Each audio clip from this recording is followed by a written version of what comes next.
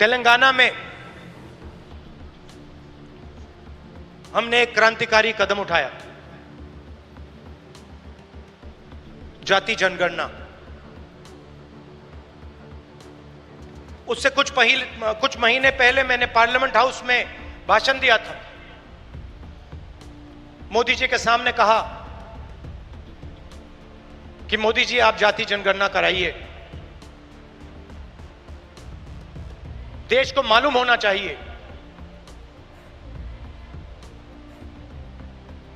इस देश में दलित कितने हैं,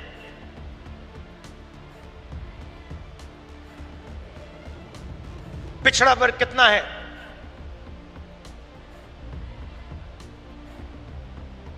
अति पिछड़ा कितना है, अति दलित कितने हैं, आदिवासी कितने हैं,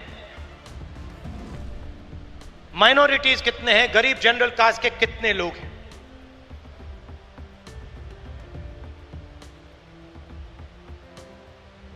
और मैं सिर्फ जाति जनगणना के पीछे नहीं था।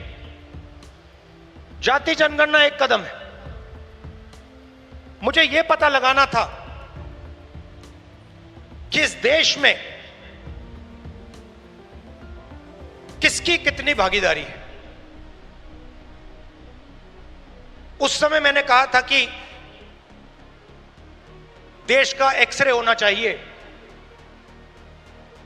पता लगाना चाहिए कि जो हमारे दलित, आदिवासी, पिछड़े वर्ग के लोग धूप में काम करते हैं,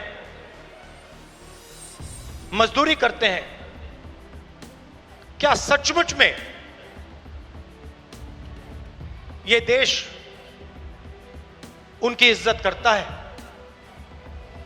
क्या सचमुच में यह देश उनको जगह देता है? यह मेरे दिमाग में सवाल था। मोदी जी ने, आरएसएस ने साफ कह दिया हम जाति जनगणना नहीं करेंगे, हम जानना नहीं चाहते हैं, हम समझना नहीं चाहते हैं, हम लोगों को बताना नहीं चाहते हैं कि इस देश में दलितों को, आदिवासियों को, पिछड़ों को, गरीब जनरल कास्ट को, माइनॉरिटीज को कितनी भागीदारी मिलती है। हम छुपाना चाहते हैं। और वहां मैंने सामने बोल दिया कि आप छुपाइए जितना छुपाना है। लोकसभा में, राज्यसभा में हम कानून पास करेंगे, आपके बिल्कुल सामने कानून पास करेंगे, जाति जनगणना यहीं से निकालेंगे। तेलंगाना में किया और आप हैरान हो जाओगे। रेवंत रेड्डी जी ने बोला मगर डिटेल में नहीं गए। और मैं जानता हूं कि जो तेलंगाना की हालत है वो इस देश के हर प्रदेश की हालत है। तेलंगाना में 90% आबादी ओबीसी, अति पिछड़ा, दलित, अति दलित, माइनॉरिटी, आदिवासी।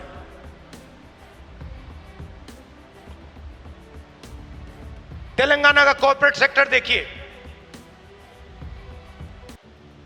मालिकों की लिस्ट, सीईओज की लिस्ट, सीनियर मैनेजमेंट की लिस्ट, 90% में से आपको एक व्यक्ति नहीं मिलेगा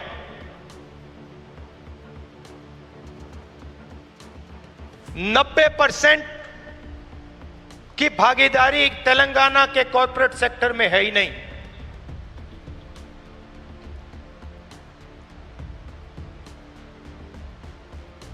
आजकल 21वीं सदी में मजदूर को गिग वर्कर कहा जाता है। वो घरों में खाना ले जाते हैं, घरों में खाना पकाते हैं, पिज्जा ले जाते हैं, अमेज़न की डिलीवरी ले जाते हैं, धूप में ले जाते हैं, सड़क पे मरते हैं। तेलंगाना में उनकी लिस्ट निकाली, सारे के सारे या ओबीसी या दलित या आदिवासी। अब तेलंगाना में जाति जनगणना ने एक बिल्कुल नया औजार दिया है। तेलंगाना में हम सचमुच में विकास का काम कर सकते हैं। तेलंगाना में हम पिन पॉइंट एक्यूरेसी के साथ भागीदारी के बारे में हर सेक्टर में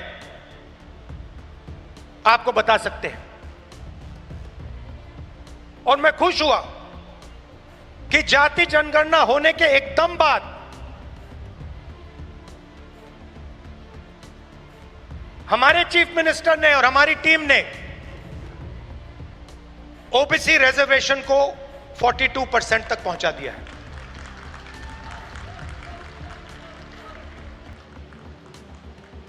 हम सुपर पावर की बात करते हैं, मगर जब धन की बात होती है,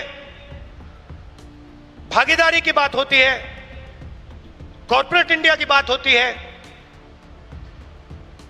चाहे प्राइवेट अस्पताल हो, प्राइवेट एजुकेशन सिस्टम हो, 90% उसमें है ही नहीं।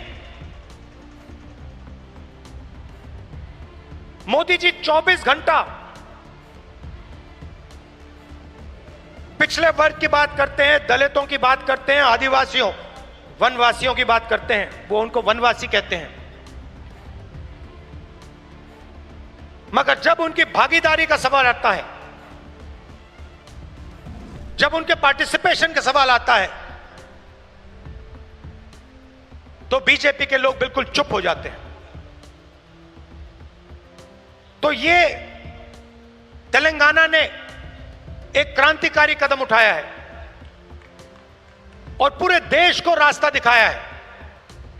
और मैं फिर से दोहरा के कह रहा हूं, इस स्टेज से आप सब के साथ कह रहा हूं कि 50% की जो दीवार है, इसको हम पूरे देश में तोड़ के परे कर देंगे। और जो शुरुआत हमने तेलंगाना में की है, वही हम दिल्ली में पूरे हिंदुस्तान के लिए करने जा रहे हैं।